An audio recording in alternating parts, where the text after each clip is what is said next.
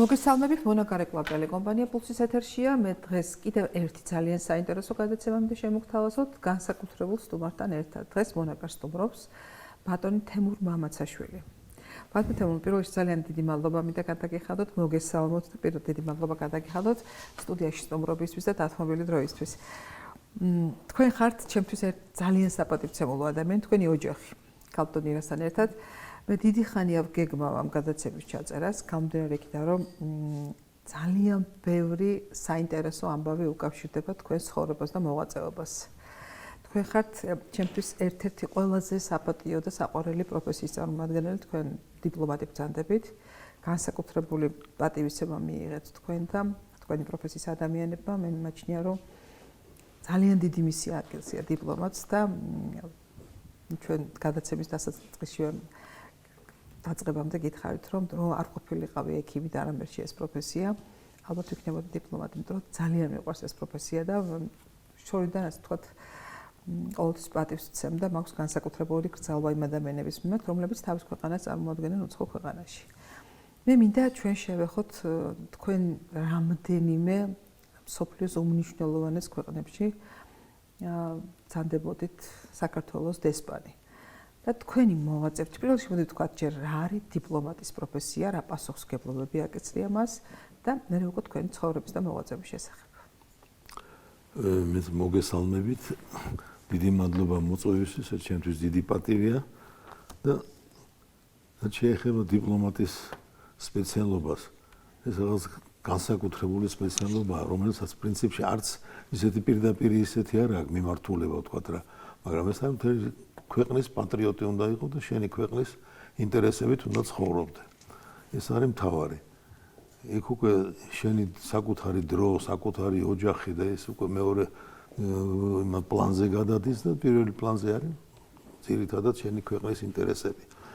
ეხლა ხანდახან რომ უყურებ ხოლმე რა ხდებოდა ჩვენ დიპლომატიაში და ჩვენ ურთიერთობების საზღვარგარეთთან, გული მისკდებოდა, იმიტომ რომ ვატყობდი რომ იქ ჩვენი დიპლომატები საერთოდ არ არსებობენ, ან არ მუშაობენ, ან რა ვიცი, შეიძლება შერჩევა იყო არასწორი. და ის ბევრი ისეთი პრობლემა, რაც ახლა ჩვენ ქვეყანას ჰქონდა, ალბათ კელჩების მეშვეობით და მათი გამოცდილების მეშვეობით შეიძლება ამის ყველაფრის აცილება თავიდან. რბილად გადაგვევლო ეს პერიოდი უფრო ალბათ არა, ნაკლები პრობლემა. რა თქმა უნდა. რა თქმა უნდა. რაც შეეხება ჩემ ბიოგრაფიას, ახლა დიპლომატი მართალი რო გითხრათ, შემთხვევით გავხდი მე. მე მუშაობდი საგარეო ვაჭრობის მიმართულებით საბჭოთა კავშირის დროს. და მაშინ მოსკოვში მუშაობდი საგარეო ურთიერთობები და ეს ვაჭრობა და ყველაფერი იმართებოდა მოსკოვიდან. მაშინ რესპუბლიკებს არანაირი უფლება არ ჰქონდათ, თქვა საზღვარგარეთ რაღაცა ბიზნესი გაეკეთებინა. მოდი მოსკოვიდან მუშაობდი იქ, ბოლოს მივახციე, საკმაოდ მაღალ დონეს იყო, ფირმის დირექტორი ვიყავი და ძალიან საინტერესო სამსახური მქონდა სხვათა შორის. მაშინ ჩვენ იქ ვაჭრობდით ტექნოლოგიებით, გამოგონებებით, ესე იგი საბჭოთა კავშირში ახალ გამოგონებებს და ტექნოლოგიებს თუ იყო რამე ხელიანი, იმას ვყიდით საზღვარგარეთ. და იაპონია იყო პირველი შემსყიდველი, როგორც მე ვიცი, უნიკალური გამოჩენების და იაპონია იყო ერთ-ერთი კი დამთავარი. მთელ ქვეყანაში, მთელ მსოფლიოში ვაჭრობდით ჩვენი ტექნოლოგიებით. ჩვენი ყველა სამეცნიერო ინსტიტუტები, რომელიც კი მუშაობდნენ თქვა ამ ახალ გამოგონებებზე, მოდიოდნენ ჩვენთან და ჩვენ გვქონდა ექსკლუზიური უფლება ამათი ტექნოლოგიების გაყიდვის და ჩვენი მრეწველობისთვის ასევე ახალი გამოგონებების და ტექნოლოგიების შესყიდვის. ამიტომ ძალიან საინტერესო ის ქონდა ტექნის სამსახური და სამუშაო. ბევრი წარმატებაც ქონდა. მაგალითად, ჩვენ ვიყიდეთ საქართველოსთვის ვიყიდეთ მინი ტრაქტორების წარმოება ქუთაისში და მათთვის ძრავების წარმოება კიდე თბილისში. სამწუხაროდ მე ეს ქარხანა აღარ შედგა, სულ დაიფანტა ეს ყველა დანადგარები, რაც ჩვენ ვიყიდეთ, მაგრამ ეს მქონდა შეძენილი. ქართულ ტექნოლოგიებს ყიდიდით. საინტერესო იყო, რომ საბჭოთა კავშირის მასშტაბით საქართველო იყო მეორე ადგილზე ტექნოლოგიების გაყიდვით. უნიჭიერეს ხალხი. პირველი იყო მოსკოვი და მერე მოდიოდა საქართველო, მაგრამ რატომ მოდიოდა საქართველო? იმიტომ რომ ჩემი ფირმა ვაჭრობდა ამ ტექნოლოგიებით. და თქვენ უპირატესობას აძლევდით. იქ როგორ გამოდიოდა იცით რომ რაღაცას რომ ყიდულობდით ძალიან დიდ რაღაცა მასშტაბურს რამდენიმე მილიონის ფასის რაღაცა ტექნოლოგიას იქვე ჩვენ ვაიძულებდით ამ ჩვენ პარტნიორებს განსაკუთრებით იაპონელებს რომ შეეძინათ ჩვენი გამოგონებები და გადაიხადათ ფული ჩვენი მეცნიერებისთვის. ხოჭის დეტალები არ მახსოვს, მაგრამ მამა მუშაობდა ერთ-ერთი დიდი საკონსერვო ქარხნის დირექტორად და მე მახსოვს, რომ პირველი ხაზი ტომატის, მანდარინის წვენის და კაკლის მურაბის წარმოების იაპონური შემოიტანეს ბარტერით. და უნიკალური სახში არ მეკოდა სხვა მოხუცებულის და იყიდებოდა მხოლოდ საჩუქრებად რიგდებოდა ხოლმე როგორც მე ვიცი და მიდიოდა ამ სპეციალურ მაღაზიებში რომელიც თავრობას ჰქონდა. ვერ გამოატანინებდა სახში ისეთი აკრძალვები ჰქონდა, მაგრამ პირველი ხაზები მე მაშინ ვნახე რომ ადამიანის გარეშე ეს რეცხვის ქილის დამუშავების, გასუფთავების და განთავსების ტექნოლოგიები იყო აბსოლუტურად ადამიანების გარეშე ხაზებზე მიდიოდა. აი პირველად მაშინ ვნახე. მართალია, საგარეო ვაჭრობას თავისი დიდი ის ჰქონდა, შემოქონდა წვრილი ქვეყნის განვითარებაში. თუმცა რომ დავფიქრდეთ, მაშინ საბჭოთა კავშირს უნდა თავისი ამაღლება, თავისი თქვათ ტექნოლოგიური მდგომარეობის და ასე შემდეგ, მაგრამ ყიდულობდნენ წელიწადში 10-12 ლიცენზიას, თქვათ სხვადასხვა განვითარებული ქვეყნებიდან, იაპონია, გერმანია, იტალია, მაგრამ რო შეადარო იაპონია, რო შევადაროთ საბჭოთა კავშირის თქვათ ცდილობებს ამ თავისი ინდუსტრიული განვითარების ამაღლების, იაპონია წელიწადში ყიდულობდა 100 სხვადასხვა ტექნოლოგიურ დანადგარებს ან ლიცენზიებს და საბჭოთა კავშირი ყიდულობდა 10-ს. ამიტომ ამ ხელა ქვეყნისთვის 10 ტექნოლოგიის ყიდვა არაფერს არ იძლეოდა ეს მაინდა-მაინც. თუმცა, ცდილობები იყო ყოველ შემთხვევაში. თქვენი პირველი დიპლომატიური მისია რომელი ქვეყანა იყო და სად მოხდით? და თქვენ აქ ხაზს უნდა გასვით და აღნიშნოთ პარალელურად დღეს მიმდინარე რომ ქალბატონი ირა ყოფილიყო თქვენთან ერთად. აუცილებლად ვილაპარაკოთ რას ნიშნავს დიპლომატისთვის ოჯახი და აი ეს ოჯახური თანაცხოვრების როლი იმ ქვეყანაში. ეს არ მნიშვნელოვანია, როცა გიმაგრებს მხარს ადამიანი, რომელიც საიმედო დასაყრდენია თქვენთვის და ამავდროულად აკეთებს ამ ქვეყნის პრომოციას იმ ქვეყანაში. დიპლომატიურ მისიას არ ვიტყვი, მაგრამ ჩემი პირველი საზღვარგარეთ ქვეყანაში მუშაობა იყო ავსტრალია. მოსკოვში მე დავამთავრე საერთაშორისო ვაჭრობის აკადემია. და დამთავრების შემდეგ ცოტა ხანი მუშაობდი ერთ-ერთ ორგანიზაციაში ტეხმაშ ექსპორტი. და იქიდან მე გამაგზავნეს ავსტრალიაში. ავსტრალიაში 3 წელიწადი ვიმუშავე და ძალიან საინტერესო ქვეყანა იყო.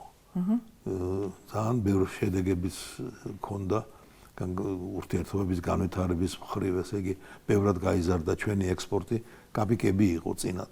იქიდან ძირითადად ხორბალს ყიდულობდით, მაგრამ ყიდიდით პრაქტიკულად არაფერს. რამდენიმე დაზგას და რაღაცას ყიდულობდით, რამდენიმე 1000-ის და მილიონებით ყიდულობდით. მერე ჩვენი ჩასვლით უკვე ძალიან განვითარდა ეს ჩვენი მიმართულება ექსპორტის. იქ იყო საათები, მოტოციკლეტები, თქვათ ავტომობილები და ასე შემდეგ. ძალიან ბევრი საინტერესო პროექტები მოყვა ამას. და საბჭოთა კავშირი ძალიან დიდი ბაზარი იყო, ასე ვთქვათ, ამ შემთხვევაში. ბაზარი, რა თქმა უნდა. და რა შეეხება ოჯახურ მდგომარეობას, რა თქმა უნდა, დიპლომატის სოლი არის უბრალოდ ქალი და უბრალოდ ოჯახის წევრი კი არ არის. არის ისეთივე დიპლომატი პრაქტიკულად, რომელიც ქმარს უნდა ედგეს გვერდზე. ეხლა ირა მაქვრი იყო, მაგარი ყოჩაღი გოგო იყო. იმიტომ რომ მასთან პრობლემა არ ქონდა. მე ეხლა ერთი პროფესიით ექიმი იყო ეგეც. ხო და იქ ავსტრალიაში მუშაობდა ექიმად საელჩოში. მე მუშაობდი სავაჭრო წარმომადგენლობაში და ის მუშაობდა საელჩოში ექიმად. ძალიან დიდი ჩემზე მეტი პატივისცემა ჰქონდა მას საელჩოში ვიდრე მე, იმიტომ რომ ყველა სჭირდებოდა ექიმი და ასე შემდეგ. ხო და ირა მაქვრი გვერდში მედგა ყოველთვის, იმიტომ რომ სტუმარის დაპატიჟება იყო, სახლში მოყვანა, სადილის გაკეთება. უნიკალური დიასახლისთან საოცარი. კი, ყოჩაღი. ძალიან ყოჩაღი ქალბატონი არის. მithumetes ეს დედამისისგან გამოყვა ეგეთი ეს ჩვენი ზია ჯუღელი ჩვენი ოლიმპიური პირველი ჩემპიონი საქართველოს და საბჭოთა კავშირის 52 წელს გახდა პირველი ტანვარჯიში. უნდა ეს მისი გენები ქონდა გამოყვა მას და ძალიან დიდი დახმარება იყო ესა. თქვენთვის საყრდენი ეს სერიოზული კედელია ადამიანის ოჯახი არის რაღაცა ყველაფერი. რა თქმა უნდა, ეხლა ჩვენ იმის საშუალება არ ქონდა, რომ ესე იგი გვემუშავა თქვათ 9 საათიდან 6 საათამდე და ასე შემდეგ. ხანდახან 24 საათი მუშაობდით, თორსა განსაკუთრებით დელეგაციები რო ჩამოდიოდნენ, დღე და ღამე მათთან ვიყავით ხოლმე. ხო და ну, ეს ავსტრალია იყო, ძალიან საინტერესო, ძალიან სასიამოვნო, თან ახალგაზრდები ვიყავით მაშინ. ეს ქვეყანაც ძალიან ლამაზი და ისეთი ხალხი ძალიან საინტერესო იყო. ну, გავიდა დრო მე დაუბრუნდით. სხვა შორის ახლა ავსტრალია გამოირჩევა ერთ-ერთი საუკეთესო ჯანდაცვის სისტემით სოფლიოში.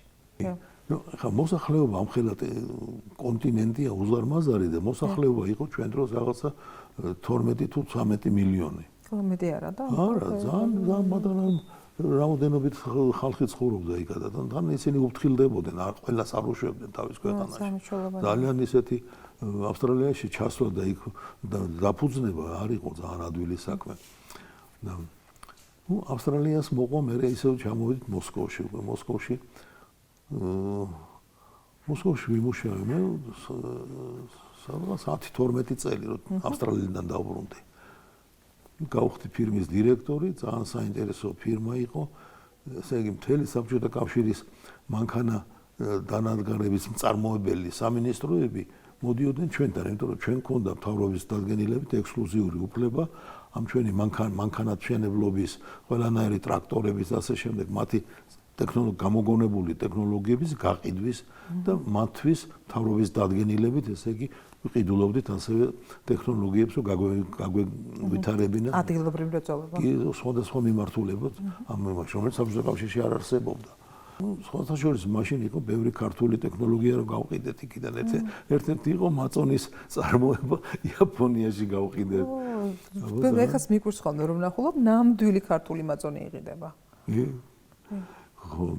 ну, ეს სხვადასხვა ისეთი ტექნოლოგიები პატარ-პატარა ისე გავყიდეთ, ესე იგი ჩვენი აქ განვითარებული, აქ შექმნილი, ეს იაპონია იყო განსაკუთრებული პირველი მყიდველი ამას, იმიტომ რომ იქიდან უფრო მეც ვყიდულობდით ჩვენ. და შესაბამისად იმათ ვცდილობდით, რომ იმათ უფრო მეტი იყიდათ ჩვენგან. 99 წელში წავედი უკვე იაპონიაში. იაპონიაში ჩავედი, ну, იქაც ძალიან საინტერესო ქვეყანა არის სასწავლების, მაგრამ ისეთი ცოტათი მძიმე ხალხია, იმათთან ურთიერთობაში შესვლა, ესე იგი საკმაოდ დიდ დროს მოითხოვს. მაგრამ თუ მიგიღებს, მე ძალიან ასაკობრივია. მიგიღებენ, მე კი უკვე მეგობრობა უკვე მიდის ბოლომდე. მაგრამ როგორ იყო, იცით, ქუჩაში რომ გამოხვიდოდი, უცებ დაგინახავდნენ და ყველა რაღაცა შეშფოთებული იყო ხოლმე, რომ და თეთრკანიანს რო დაინახავდნენ ადამიანს. მანქანით რომ მოვდიოდი, თქვათ, რომელიღაც ქუჩის კუთხეში პოლიციის ის იყო პატარა-პატარა განყოფილებები და პოლიციელი დგას გარეთ. უცებ რო დაგინახავდა მანქანაში რულზე რო ევროპული სახის ვიღაცა პიროვნებას ის რა აი როგორი შეშფოთება ეტყობოდა იცი რაღაცნაირად თითქოს ვიღაცამ გალახა რაღაცა შეაგინა მოტრიალდებოდა დაგინახავდა შევარდებოდა თავის იმაში პატარა ის ოფისები იყო იქა და რეგისტრაციას უკეთებდა რომ დაინახა ვიღაცა ესე იგი ევროპული სახის. ნუ ეხლა პირიქით დაგინახავს მადლობას იხდიან, ჩასვლის მადლობა, რო ჩახვედი მადლობა, რო იქ ხარ მადლობა, რო შეხვედი სადღაც მაგაზის ყველაფერზე მადლობას იხდიან ეხლა სხვა სიტუაციაა თქო აბსოლუტურად ხო? ხო და მანქანით რომ გამოვდიოდი თქვათ სავაჭრო წარმომადგენლობის სიმიდან ეზოდა გარეთ ყოველთვის იდგა მანქანა ვიღაცის და რომელიც დაკვებოდა უკან. ესე იგი არ დაგტოვებდა არსად, სადაც არ წასულიყავი მოკვდებოდა და 1.50 მეტროში იდგა და შორიდან გიხურებდა. საკაიცავდა თავის ქვეყანას. ზოგი თვალთვალებდნენ, მაგარი ეჭვის ის იყო. იაპონიაში კიდე 3 წელიწადი ვიყავი იქ. იქა ძალიან საინტერესო პროექტები ჰქონდა. ერთ-ერთი პროექტი იყო ჩვენი გავყიდეთ კოსმოსური ხომალდი. ოი რა თქმა უნდა. იმისი კი მაკეტი გავყიდეთ, რამდენიმე მილიონი გადაგვიხადეს მას იაპონელებმა. ну ბევრი საინტერესო რაღაცები იყო, უამრავი ახლა ცოტა მიჭირს ახლა ყველაფერს გახსენება. შეხვედრები ქონდათ თქვათ იმპერატორთან მაგალითად ეს ყველა საინტერესო რიტუალი ქონდათ შეხვედრა იაპონიის. შეხვედრები ქონდა ძალიან ნუ რა თქმა უნდა ძალიან ბევრი. 2 წლის მერე ისე დავმეგობრდით უკვე ამ იაპონელებთან უმეტესობასთან ვისაც ურთიერთობა ქონდა, რომ ძალიან ისეთი მეგობრული ურთიერთობა დაგვიმყარდა და 2 წლის მერე უკვე ფიქრობდი რომ სიამოვნებით დავრჩებოდი კიდე. მანამდე 2 წლამდე მე სულ გამოქცევაზე ვიყავი იქიდან. ხო და რო გავიდა ეს 2 წელი, მერე წავიდა ეს ურთიერთობები. განსაკუთრებით ერთი იყო ეს ჩვენი ქართული სიმღერების ანსამბლი, რომელიც არის Yamasiro გუმის ანსამბლი, რომელსაც ეს ქართული სიმღერები აიწვის ეს და უი გადასარევი, ისე კონცერტებს აწყობდნენ იმისთანებს, რომ მაგრამ ისინი მარტო ქართულს კი არ ვღეროდნენ, ეს სხვადასხვა ბულგარულსაც ვღეროდნენ რაღაც, მაგრამ ქართული იყო იმათვის პირველი მიმართულება. მაშინ იქ გავიცანე მე ბატონი ანზორ ერქომაიშვილი.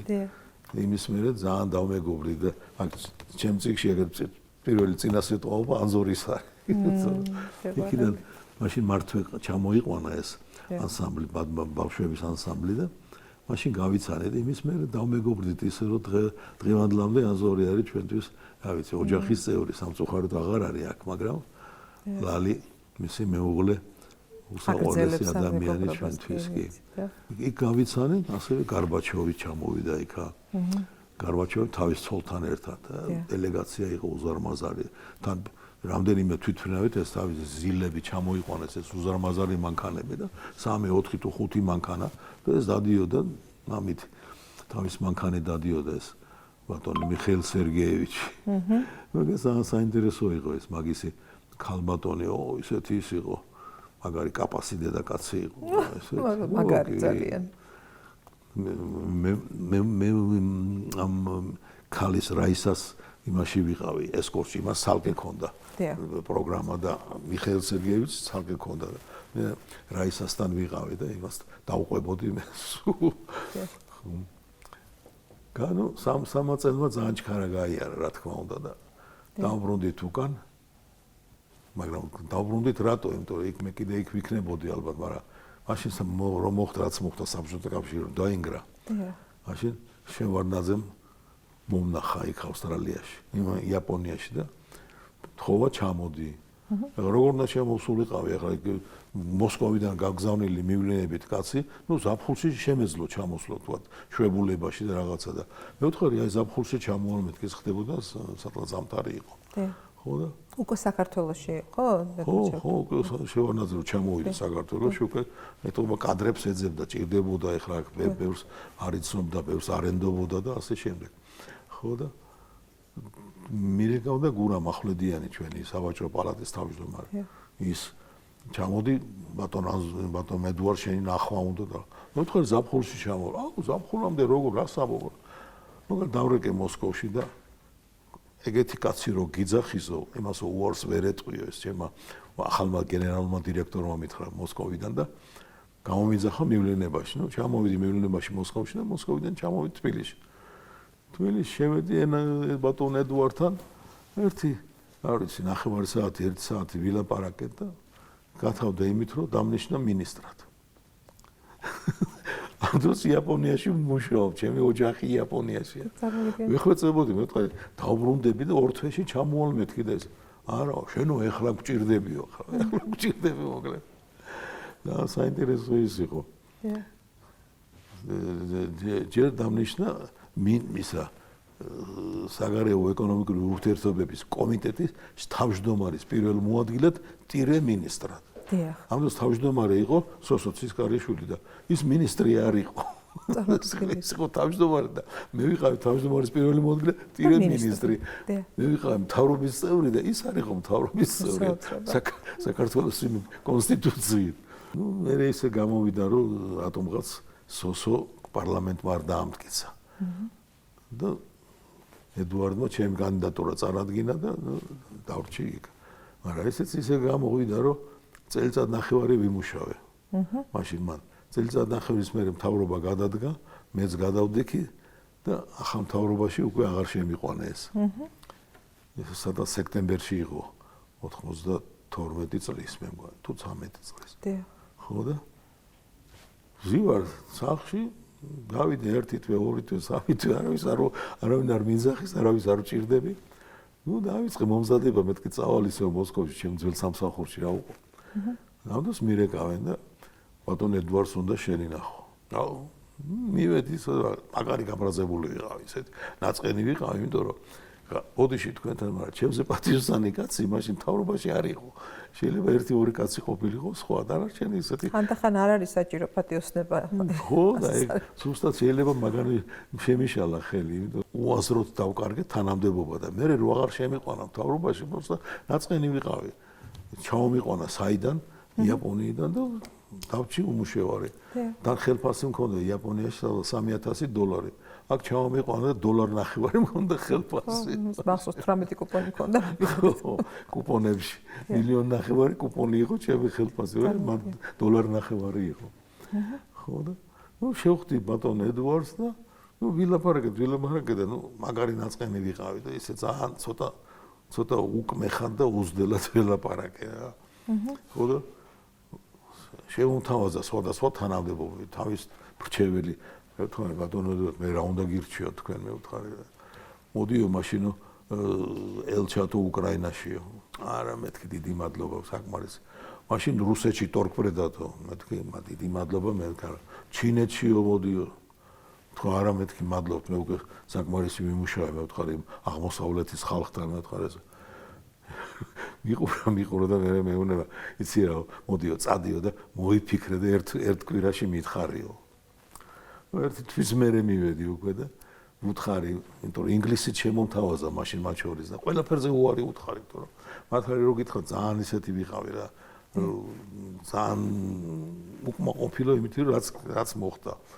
ხო და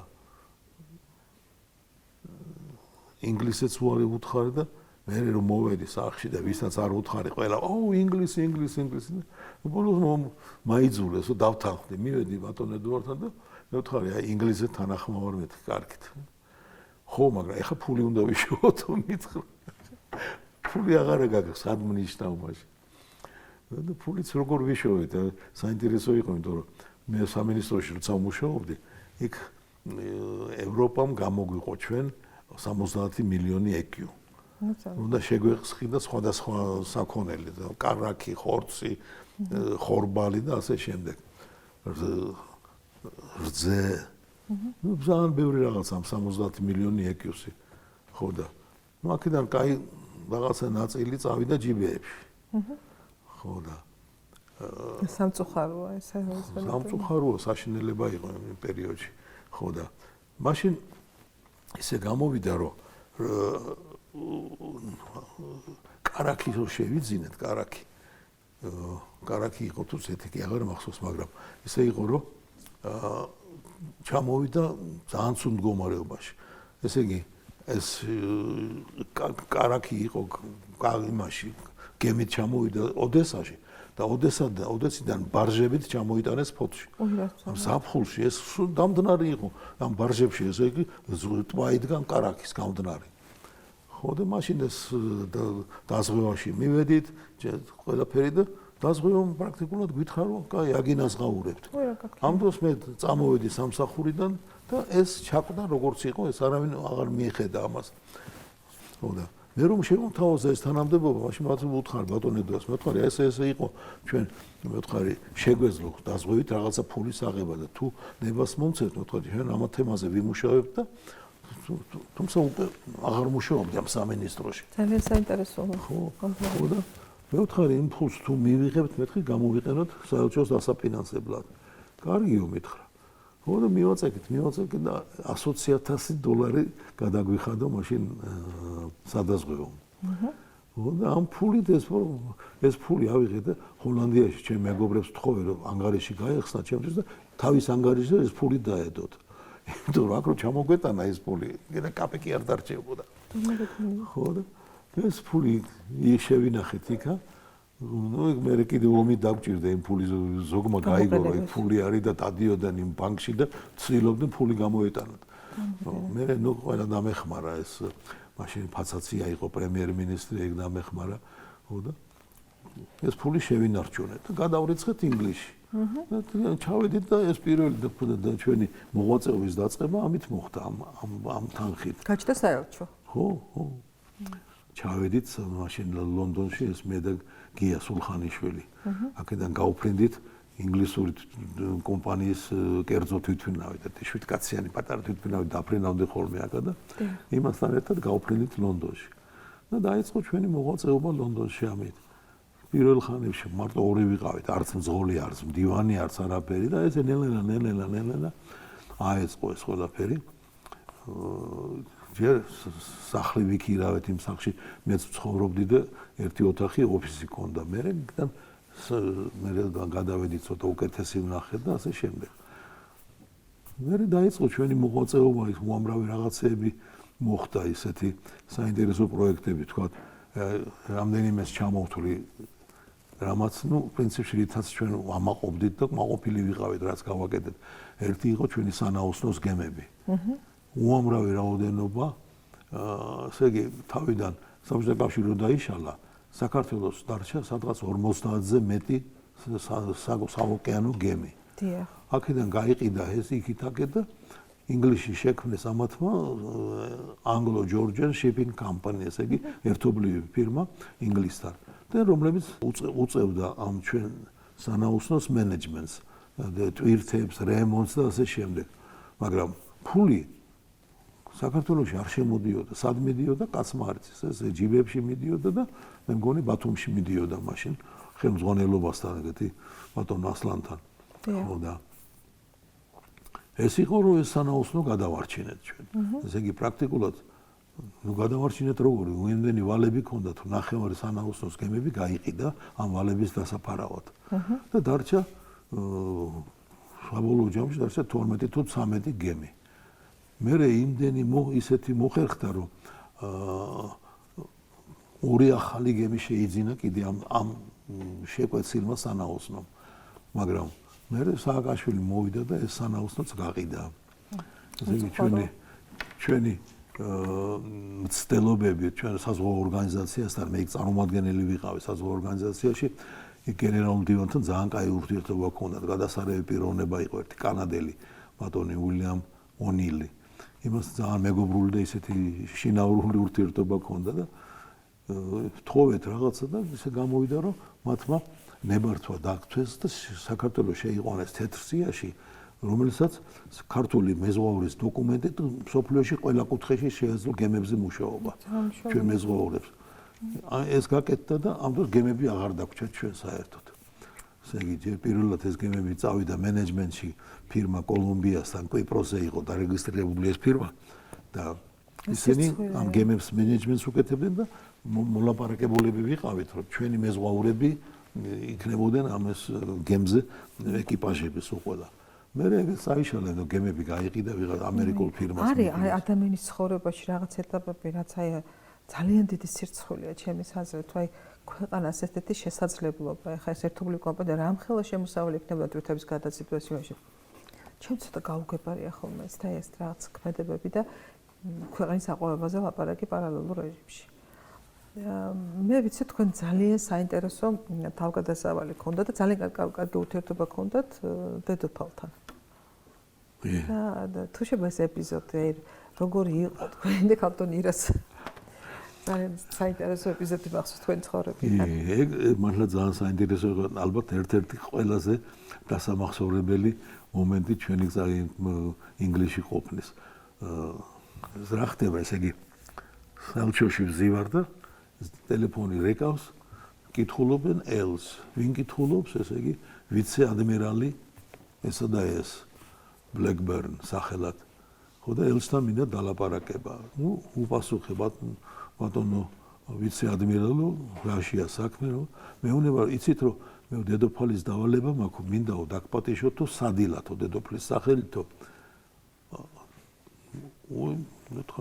დიდი მადლობა ეს და მე ბოლოს მეორე ფრაზა მოყვარო, თუ შეგიძლიათ რომ ღამის თევითო.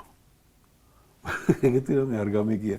დედოფალი ღამის თევით გიძახდეს ესე იგი მეგობრებთან და როგ ეგეთი ურთიერთობა შეგიძლია დაგპატიჟოს დარჩინ არ ხო და ეს დედოფალი ღამის თევით გეპატიჟება ხო და თან მეუნება თუ ძღოლსაცო შეგვიძლია ძღოლიცო დავაძინო თუ აქაო ძღოლი მოვა ну კინა მენა დამება ეგეთ რამე არ გამეგო არასოდეს დედოფალს ვიღაცა დაეპატიჟებინა ღამისთევით ვინძორის სასახლეში ну დიდი მადლობა ესე და ძღოლს მეუნები და მოიკლა თავი არაო მე ვერ წამოვალო მეთქი პირველი მძღოლი იქნებიო ხარი საქართველოში დედოფალთან ვინძორში გაათენებეთ კი ღამეს არა ინგლისური არ იცოდა არც ერთი სიტყვა და ამიტომ ну кай არ გინდა და ერთ საღამი მიგვიყვანა მძღოლმა უკვე იქ ვინძორის სასახლეში პოლიცია გაფრთხილებული იყო ეგრევე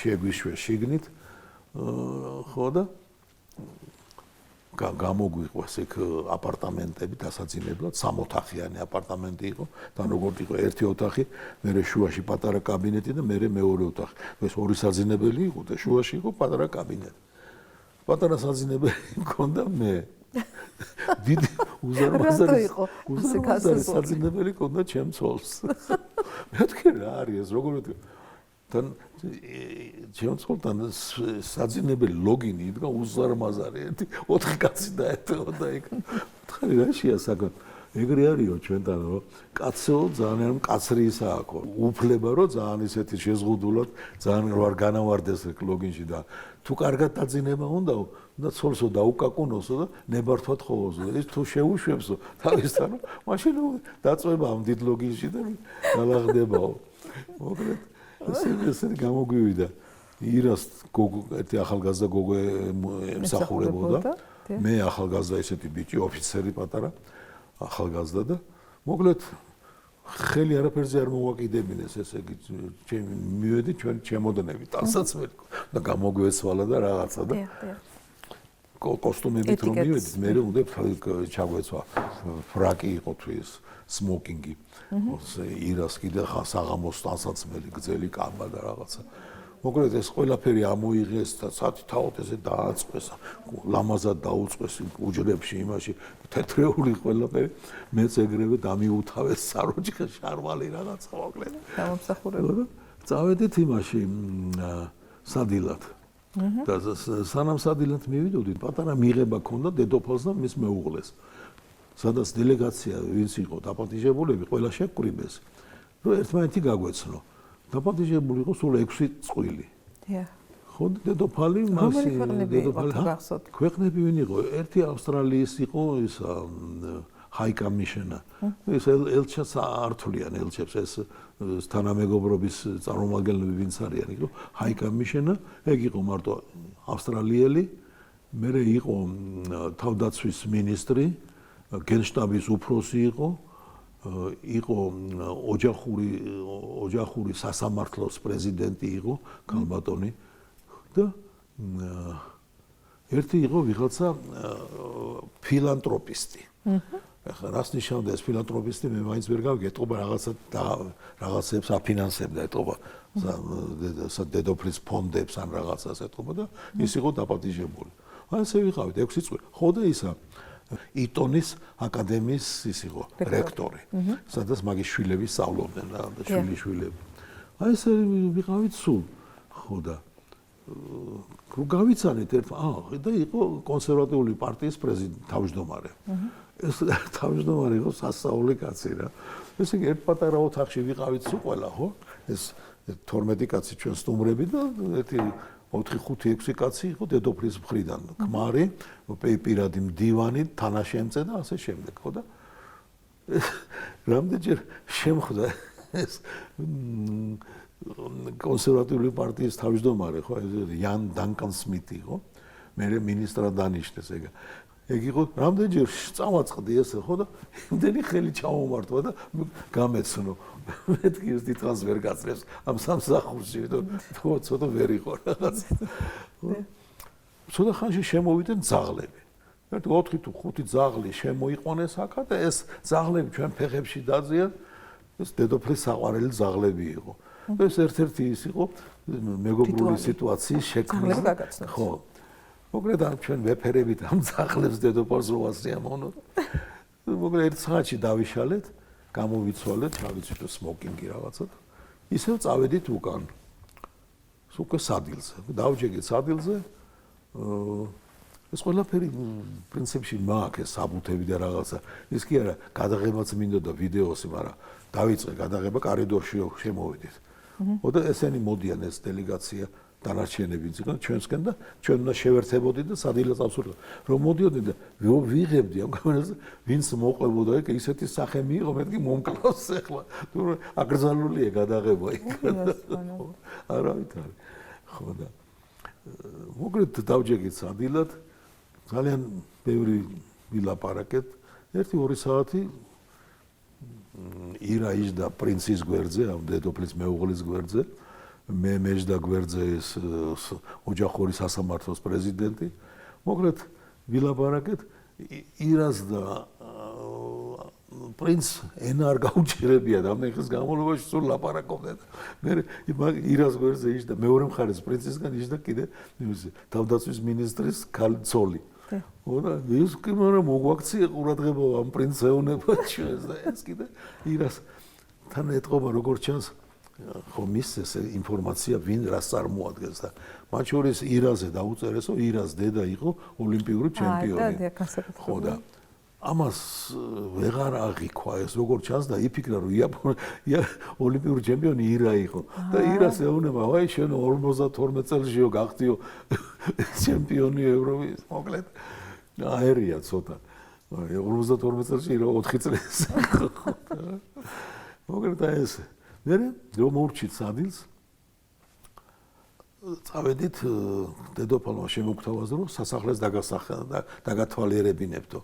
ესე იგი სასწაული რა იყო იცი რომ შევარდნაძე ჩამოვიდა დელეგაცია მაგრამ შევა ედუარდს გაუკეთეთ ჩვენ მიღება იქა ძალიან კაი ვიზიტი იყო ესეთი თანაც ვთხოვე მე საგარეო საქმეთა სამინისტროში რომ მე ვთქვი ეგეთი პიროვნება ჩამოდის მე ვთქვი სოფლიოში ამხელა ისინი აქ ჩადენილი გადასარევი ისინი ქმედებები და ასე შემდეგ გერმანიის გაერთიანება ევროპაში მშვიდობა მე ვთქვი ეგეთ კაცს და რაღაც სხვანაირად უნდა შევხვდეთ მეთქი რა ვქნათ მე ვთქვი რამე ჯილდო რაღაცა გაუკეთეთ აუ ჩვენ უცხოელებისთვის ჯილდო არა გვაქვს არაფერია ნუ არა გვაქვს მაგრამ რა უნდა მეკითხა რამდენიმე დღის მერე გაზეთში ვკითხულობ რომ ვიღაცა სპორტსმენი დააჯილდოვა რაღაცა ორდენით ინგლისურ მიემწუში მივარდი ამათ მე ვთქვი რეებს მელაპარაკებით ორდენი არა გვაქვს სპორტსმენს აჯილდოებ და პოლიტიკოსად არა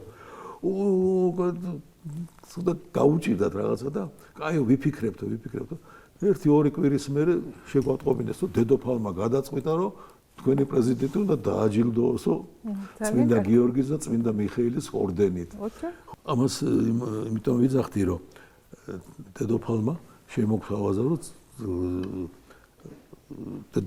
დაგათვალიერებინეთ სასახლეს და ხო და ედუარდთან როცა პროგრამას ათანხმებდნენ დაიწყო ვაჭრობა რომ დედოფალთან 13 წუთი 14 წუთი მოკლედ ჩვენი პროტოკოლი ეუბნება არა 14 წუთი არა 20 წუთი რაღაც არა 13 წუთი 14 წუთი ესე იგი და ჩვენ დედოფალ მთელი საღამო ჩვენთან იყო ესე იგი 6 საათი და ღამის 12 საათამდე ჩვენთან დადიოდა ეს იყო ძალიან საინტერესო ხო და წაგვიყვანა და მივდივარ და თან როგორ იყო რომ დედოფალი მე და ირა პირველი ის იყო ჯგუფი სამნი ერთად მივდიოდით მეორე ჯგუფი რამდენიმე მეტრში მოყვებოდა უკან ეს იყო მე პრინცი და კიდე რამდენიმე კაცი იყო და დანარჩენები მე უკვე ისე იყო ჩვენ ვიყავით თავარი გუნდი პირველი სტუმრები მასაც მივხვდი იმიტომ რომ ყველგან სადღაც მოწვევაში სადღაც ჩვენ ვეწერეთ პირველები საქართველოს ელჩი საქართველოს ეს იყო ყველაზე საპატიო სტუმრები ჩვენ ვიყავით პრაქტიკულად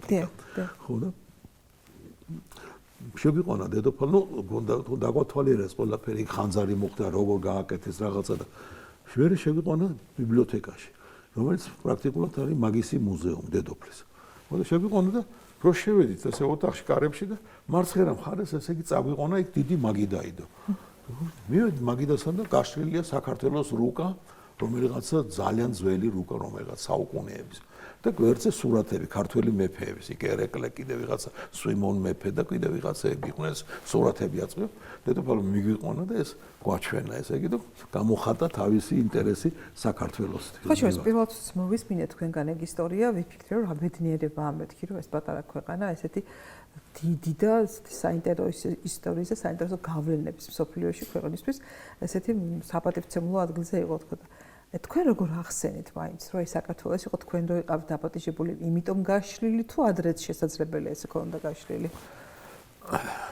თქვენ როგორ ფიქრობდით აი იყო ეს ქვეყანა აი თავისი გზაჯვარე დინის თავისი ისტორიის თავისი ქართული თუნდაც ხასიათის და ეს იყო კომბინაცია ყველაფრის იმიტომ რომ მან გადაწყვეტილებას როგორც მე ვიცი არ ღებულობს ერთი ადამიანი რომ ვინ დაპატიჟონდა ვინ არა იქ მრავალი ფაქტორები მუშაობს და ბევრი ოფისი ღებულობს მონაწილეობას რომ კი ეს ღირს ამის დაპატიჟება არ ღირს და ასე შემდეგ ხო და ხომ არ ნიშნავდა ეს რომ ჩვენ მაშინაც ძალიან დიდი ინტერესის ქვეშ ვიყავით ამ ქვეყნისთვის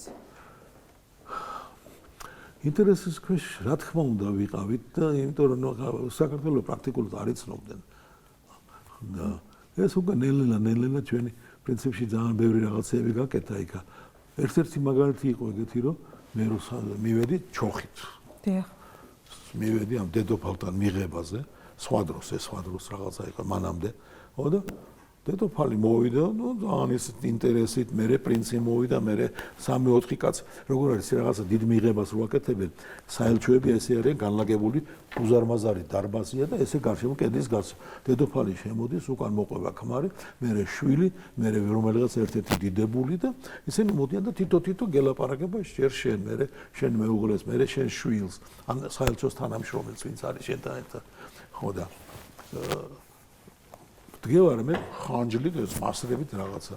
მოდიან და სულ გეკითხებიან ეს რა არის ხანჯალი. და მეორე დღეს დამიბარა პროტოკოლის უფროსმა დედოფლის დიპლომატიური კორპუსის თავმჯდომარე ვინც იყო. ხო და მეუბნება შენ ხო არ გონიაო რომ შენ რო ხანჯლით მოხვედიო და ჩვენო ამაზეო არანაირი რეაგირება არ გავაკეთეთო. მე მზად ვიყავი ხმალი კონდა გავსადებული. ჩვენ დედოფალთან როდ გეხარ და ორნაბიჩი ამხელა ხანჯლით. ჩვენ წარმოიდგინე რომ ეს მსჯელობა ქონდაო foreign office-ში ამ თემაზეო, იმიტომ რომ ჩვენ წარმოიდგინე რომ ავღანეთის ელჩი რომ მოვიდესო ეხლაო კალაშნიკოვით და თქვას რომ ესო ჩემი ის არისო ეროვნული ტანსაცმელის ნაწილი. ხო და რა უნდა ვქნა თუ მაშინ კალაშნიკოვით დედოფალთან. ისე სადღაც სწორია. გონდა სერიოზული საუბარიო და რაღაც რა გადაწყვეტილება მიიღეს არ ვიცი. ყოველ შემთხვევაში ჩვენ აღარ დაუბლოკივართ მაგისგან. ხო და დედოფალმა მოკლედ წაგვიყვანა იქ გვაჯერეს გვაჩვენა ეს რუქა და რაღაცეები. მერე მიგვიყვანა ესე მუზეუმის ის არის შუშად კომოდზე რაღაც ისენი არიან ბადარ-ბადარა რაღაც ნიმუშები ზოგი წერილი ზოგი რაღაცა დიდი ესე წერილზე ორ გვერდზე ძალიან ლამაზი წვრილად დაწერილი დედოფალი ესო მეო მამაჩემს მივწერე წერილიო 12 წლის რო ვიყავიო და ამათმა კიდე აიღესო და აქ დადესო მუზეუმშიო და რა საჭირო ნუ ცოტა წაიპრანჭასავით რა მე ვთხარი ქალბატონო ვთქვი თქვენ უდიდებულესო ჩვენ შვილიშვილები ყავს მე ვთქვი 12 წლის და ისინი რაღაცას რო დაგვიწერენ მე ვთქვი ისე გვიხარია მეთქი ჩვენ რომ მე წარმოვიდგენია მამა თქვენს როგორ გაეხარდებოდა ნუ რაღაც ამ საუბარში წავედით შემდეგი გვაჩვენეს შემდეგ წერზე ზის და მე ვაქო გავიგეო რომ მამა ჩემი რო გარდაიცვალაო მაშინ პრაქტიკულად დედოფალი გავხდიო ხო და აი აქ სამ სურათია გადაღებული სამხრეთ აფრიკაში იყვნენ მაშინ ეგენი ვიზიტით ქმართან ერთად. ხო და მე ვთქვი ვიცით მეთქი ეგ ისტორია რომ იქ იყავით მეთქი ამ დროს და მე ვთქვი საქართველოში ეგეთი სიტუაცია ქონდა მე ვთქვი რომ ქართველი ქალი მეფე რო გამეფდა მე ვთქვი იქ პრობლემები იყო მე ვთქვი და ქართველმა პოეტმა შოთა რუსთაველმა მიუძღვნა მე ვთქვი ლომის ასტორია ძუიყოს თუნდა ხვადიაო What is English word? Utkari khalwa. Cubs of lions are equal whether they are male or female. Რაღაცა ისე წამოიკონეს ასავით ქალმა. მე მიფიქრე რომ ესია მოუნა, კაიგე რომ ლომ შევატარე და რაღაცა. ნუ კაი. წავედით შემდეგ სურათზე და სანამ ამას მოვყვები ვინძორის სასახლე არის განლაგებული ლონდონი არის აქა მერე არის ვინძორის სასახლე და მერე არის აეროპორტი. თუ პირიქით აეროპორტია შუაში და მერე ვინძორის სასახლე. და ყველა თვითმფრინავი ამ ჰითროუს აეროპორტში გადადის ვინძორის სასახლეზე, რომელიც ჯდება ან აფრინდება. საშინელებაა, დილის 6 საათიდან როიწება გუგული, საღამოს 11 საათამდე არ ჩერდება. როგორ უშვებენ ამას? რა ვიცი, ეგრე აშენდა თავის დროზე 2-3 თვითმფრინავი რომ დაფრინავდა, პრობლემა არ იყო მაშინ და ეხლა იმდენი თვითმფრინავი დაფრინავს, საშინელებაა და ეხლა აკეთებენ ახალი ასაფრენი ბილიკის გაკეთებას. ხო და ეს კიდევ უფრო მეტი იქნება. ხო და სულ დებატებია გაზეთში და ეს შემოდის ანტაგონიზმში ვინძორის სასახლე ამ ჰითროუს განვითარების იმასთან პროექტთან და ასე შემდეგ და ეს რომ მითხრა მე ვაქო ჰითროუს აეროპორტს ვხსნიო და მაკრატრით გას და ჭრის ლენტას არ ვიცი რომელ წელს იყო მე მგონი 52-ში იყო რაღაცა ეს რომ გაიხსნა ეს ჰითროუს აეროპორტი ერთ-ერთი უდიდესია მსოფლიოში ხო და ეს რომ მითხრა რომ ხსნიო და მე აღარ წამოაყრანტალე თქვენ უდიდებულესებო მე ვთქვი ეს იყო თქვენი ყველაზე დიდი შეცდომა აეროპორტის გახსნა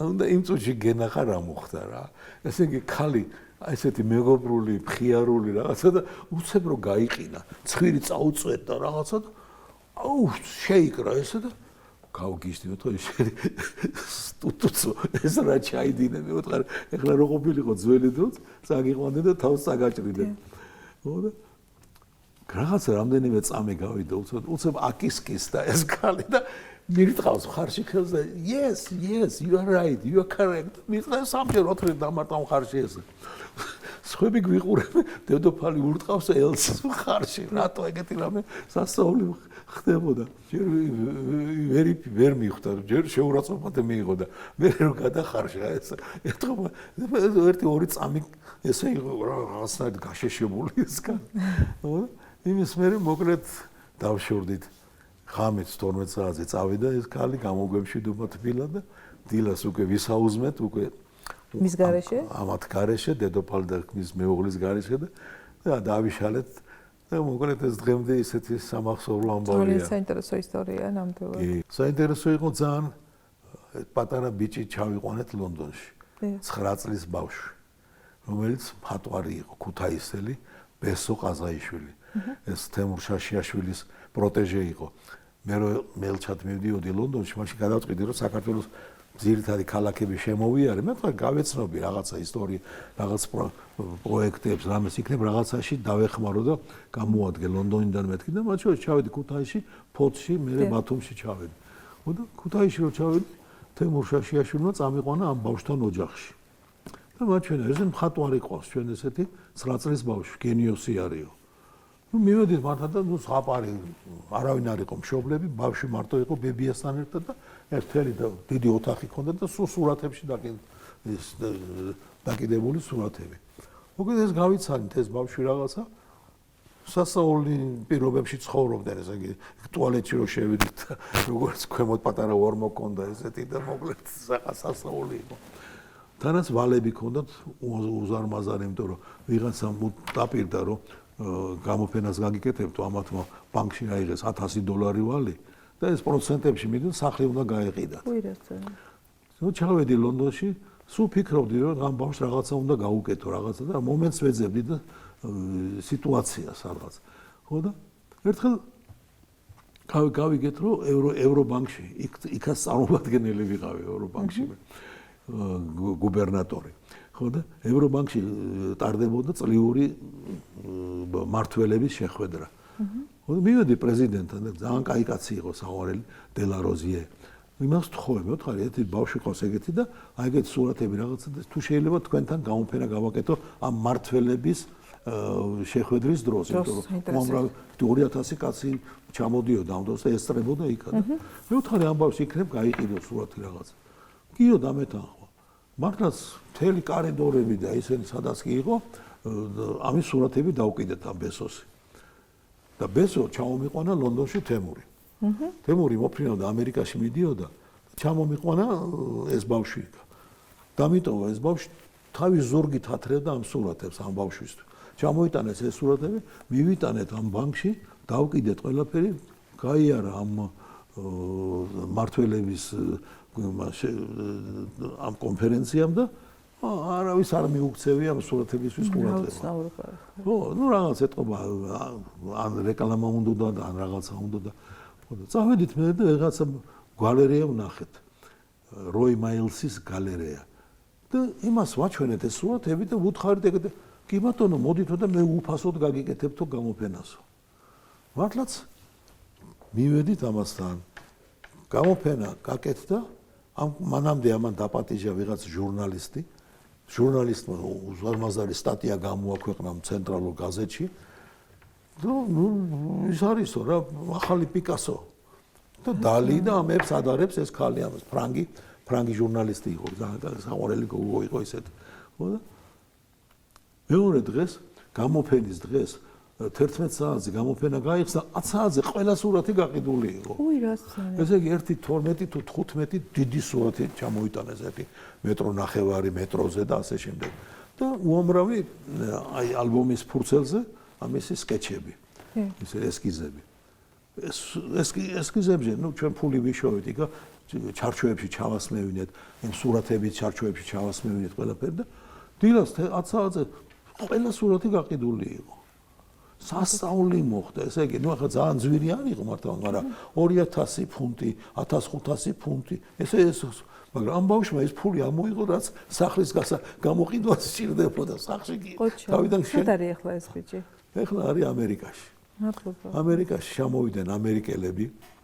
ხო და გაზეთში წაიკითხეს და წაიყვანეს ეს ბიჭი კონტრაქტი მოაწერეს ხელი ნუ ჩვენთან მოვიდნენ პრაქტიკულად ჩამოვიყვანეთ ქუთაისში ჩამოვიყვანეთ ეს იქაც ვაჩვენეთ ყველაფერი მე წაიყვანეს ეს 5 შვილი ყავდა ამ ქალს ეს 5-ე ბავშვი წაიყვანეს იქა მამა დედა და კიდე ბებია და ერთი მეზობელი ძმია ორეს ერთი 10 კაცი წაიყვანეს ამერიკაში ახლა იქ არიან სულ ყველა ჩვენ კონტაქტი არა დიდი სიკეთე გაგიკეთებიათ სასწაული ისეთი რაღაცა ძალიან საინტერესო ცხოვრებით გაქვთ დაცხოვრებით მე არაჩვეულებრივად საინტერესოა თქვენი თქვათ აი მინდოდა ყოველთვის რომ მოგეყოლათ ამის შესახებ ჩვენთან იმიტომ რომ აბსოლუტურად ძალიან ბევრი რამ კიდე დაგვრჩა მოსაყოლი მაგრამ ფორმატების საშუალებას არ გულსოს მაგრამ მე ხმად ვარ დარწმუნებული რომ თქვენი ეს კავშირები რომელიც თქვენ გაქვთ ჯერ კიდე დიდხანს გამოადგება ამ ქვეყანას იმიტომ რომ თქვენ ქალტონი რესტორანთან ესეთი კომუნიკაბელური ადამიანები ბრძანდებით რომ ის კავშირები არც ერთ მხარეს არც ყოფილხარ არ შეწყდება და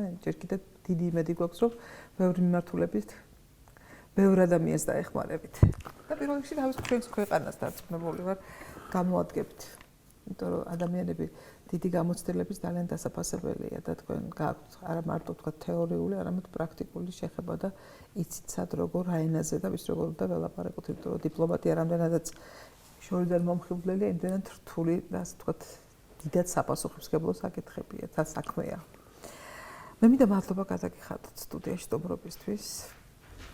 და საუკეთესო სურვილებით ყველაფერი საუკეთესო გისურვოთ თქვენს და თქვენ დიდ ოჯახს და მინდა რომ ძალიან დიდხანს იყოთ და წარმატებულად და ნაყოფიერად იცხოვროთ. დიდი მადლობა სტუმრობისთვის. დიდი მადლობა და თქვენ ვიცი არაჩვეულებრივი ოჯახი გყავთ, ძალიან წარმატებული შვილები და ჩემი უსაყვარლესი ქალბატონი ირა, რომელიც ჩემთვის ნიმუში ადამიანი, რომელიც აი ესეთი ცხოვრებით ცხოვრობდა და ის არის ჩემთვის სამაგალითო ქალბატონი, იმიტომ რომ სულ მინდა ხომ რომ ყველაფერი ვისწავლო მისი ხელით გაკეთებული, იმიტომ რომ უნიკალური დიასახლის ენაზე თვლი ხოლმე რომ ადამიანი ქალი რა წარმატებულიც არ უნდა იყოს. მაინც მიყვარს როცა ის არის ბურჯი ოჯახის დიასახლისი და თქვენთან სხვაგვარი სითბოტრიალებს ყოველთვის დობრობისას. ძალიან დიდი მადლობა კიდევ ერთხელ. დიდი მადლობა თქვენ. საუკეთესოს გისურვებთ.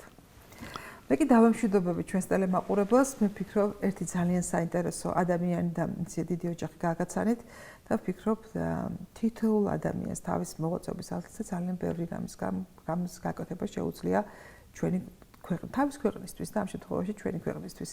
გემშვიდობებით საუკეთესო სურვილით მომავალ შეხვედრამდე ტელეკომპანია პლუსის ეთერში. ნახვამდის.